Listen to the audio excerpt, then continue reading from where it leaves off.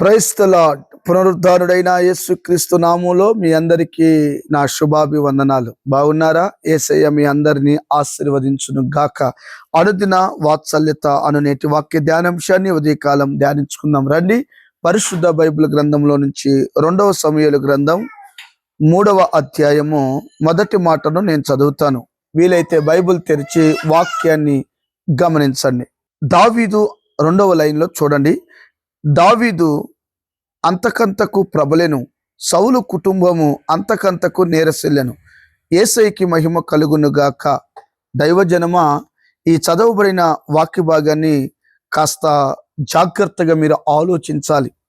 సౌలు కుటుంబము ఎందుకు నేరసిల్లిపోయింది, దావీదు కుటుంబము ఎందుకు వర్ధిల్లింది, ప్రబలింది అనేది ఈ రోజున ఈ సందేశం ద్వారా ఖచ్చితంగా ఒక గొప్ప మార్పు మనందరిలో కలగాలి.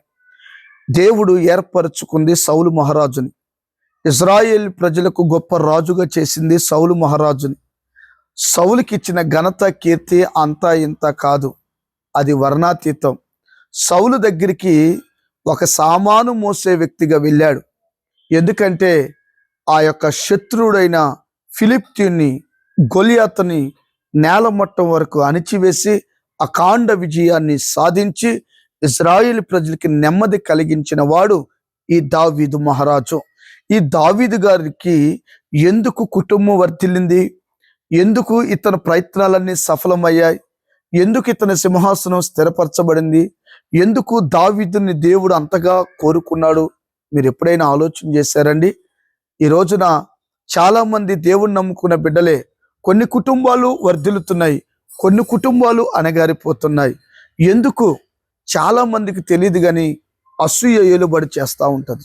చాలా మందిలో కుళ్ళు కుతంత్రాలు ఏలుబడి చేస్తూ ఉంటాయి. ప్రార్థనా పరులే, మందిరానికి వచ్చేవాళ్ళే, వారిలో ఎలాంటి స్వభావం తెలుసా? అసూయ, ఏమండి, కుళ్ళు, కుతంత్రం. నిన్నగాక మొన్న వచ్చింది మందిరానికి, ఏంటో ఏమే ఆశీర్వదించబడుతుందని అసూయ. ఏమండి, నిన్నొచ్చాడా మొన్నొచ్చాడా అన్నది కాదండి. మరి కష్టపడి చదువుకున్నవాడు వయసులో చిన్నవాడైనా జిల్లా కలెక్టర్ అవుతాడు, ఎంఆర్ఓ అవుతాడు, ఆర్డీఓ అవుతాడు. వాడు కష్టపడి చదువుకున్నాడు కనుక నీకంటే చిన్నవాడైనా వాడు అర్హుడు. దేవుని దృష్టిలో ఎవరో అర్హులో తెలుసా? మంచి మనస్సాక్షి కలిగిన వారు. దావీదు గురించి దేవుడు ఏమని చెప్పాడండి? అపోస్తుల కార్యం 13:22 అనుకుంటా. ఒకసారి ఆడ చూడండి. నేను యెషయా కుమారులో ఒకరిని కనుగొంటిని, అతడు నా హృదయానుసారుడు. దేవునికి మహిమ కలుగునుగా. ఈ రోజున దేవుని హృదయానుసారులుగా లేరు. దేవుని హృదయం ఉంటే ప్రేమ ఉంటుంది, దేవుని హృదయం ఉంటే తగ్గింపు ఉంటుంది, దేవుని హృదయం ఉంటే ఏమండి పరిచర్య ఆత్మ ఉంటుంది. ఇవన్నీ దావీదులో మనకు కనబడతాయి. ఎక్కడైనా ఎప్పుడైనా సౌలుని చంపాలనుకున్నాడా? ఎన్నో అవకాశాలు వచ్చినాయి, కానీ సౌలు దావీదుని చంపాలనుకుంటున్నాడు. కారణం ఒకటే, అతడు శరీర సంబంధిగా మార్చబడి దేవుని మనస్సును పోగొట్టుకున్నాడు.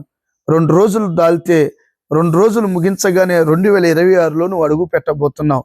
ఇంకా నీ మనస్సాక్షిని సరిచేసుకోకుండా, నీ హృదయాన్ని సరిచేసుకోకుండా, నీ స్వభావాన్ని సరిచేసుకోకుండా ఆశీర్వాదం రాదు. నువ్వు వర్ధిల్లాలంటే, నీ పిల్లలు వర్ధిల్లాలంటే, నీ వ్యాపారం వర్ధిల్లాలంటే, నీ కుటుంబం వర్ధిల్లాలంటే నిశ్చయముగా దావీదు చేసినట్లుగా దేవుని హృదయానుసారుడిగా మీరు మార్చబడండి. నిశ్చయముగా నా దేవుడు నిన్ను వర్ధిల్లింప చేస్తాడు. ఎందుకు అసలు ఈ అసూయ పుట్టిందంటే, ఇతడు రాజుగారు ఏమండి శత్రువును ఎదుర్కోలేకపోయాడు. దావీదు వెళ్ళి ఎదుర్కొని వాడి తల నరికి చేత్తో పట్టుకొని వస్తున్నప్పుడు ఏమండి సౌలుకి 1000 కొలదియు దావీదుకు 10,000 కొలది అని ఈ ఆడోళ్ళు స్తుతులు పాడారు. ఈ ఆడోళ్ళు ఉన్నమన్న దగ్గర ఉండరు. ఏమండి గొడవలు పెట్టాలన్నా, గొడవలు రేపాలన్నా ఏంటో వారికి మహాకృప ఉంది దేవుడు. మరి ఎందుకు ఇచ్చాడో తెలీదు. ఆ ఏదైనా చోటు కూడా అట్లానే పాడు చేశారు. అమ్మా తల్లులారా, మీకు దండం పెడుతున్నాను, మీరు చాలా మంచోళ్ళు కనుక దైవ జ్ఞానంతో మీరు నడుచుకోవాలని ప్రేమతో ఈ విషయాన్ని చెప్తున్నాను. పొగిడారండి. ఈ పొగుడతలో సౌలుకి అసూయను తీసుకొచ్చింది. ఒక వ్యక్తిని పొగిడితే ఒక వ్యక్తిని తట్టుకోలేడండి బాబు. అస్సలు వల్ల కాదు, జీర్ణించుకోలేరు. అందుకనే పాడైపోయారు. ఒక్కొక్కసారి దేవుడు నిన్ను తగ్గిస్తాడు, నిన్ను హెచ్చిస్తాడు. ఒక్కొక్కసారి నిన్ను హెచ్చిస్తాడు, ఒకరిని తగ్గిస్తాడు. ఒకరిని తగ్గించడం, హెచ్చటం అది దేవుని పని. కనుక అడ్డం పడొద్దు. మంచి మనస్సాక్షి కలిగి ఉంటే దావీదును వర్ధిల్లింపచేసి దేవుడు మీ అందరినీ వర్ధిల్లింపచేయునుగాక. ఆమెన్. Thank you. కళ్ళు మూయండి, చిన్న ప్రార్థన. ప్రేమ కలిగిన తండ్రి, సౌలు కుటుంబం నెరసిల్లింది, దావీదు కుటుంబం వర్ధిల్లింది అని చక్కగా మాకు వివరించారు. మంచి మనస్సు కలిగి ఉండాలని, నీ హృదయానుసారులుగా మేము బ్రతకాలని చెప్పారు. నిజమే నాయన. ప్రేమ అయ్యా, మరి పరిచర్య, ఆత్మ త్యాగాన్ని మాకు పుట్టించమని ఈ వాక్యం వింటున్న ప్రతి గుండెల్లో ఈ వాక్యాన్ని స్థిరపరిచి చెడును కొట్టివేయమని యేసు నామమున అడిగి పొంది నాము తండ్రి. Amen. Thank you. God bless you. దేవుడు మీ అందరినీ ఆశీర్వదించును గాక. ఆమెన్.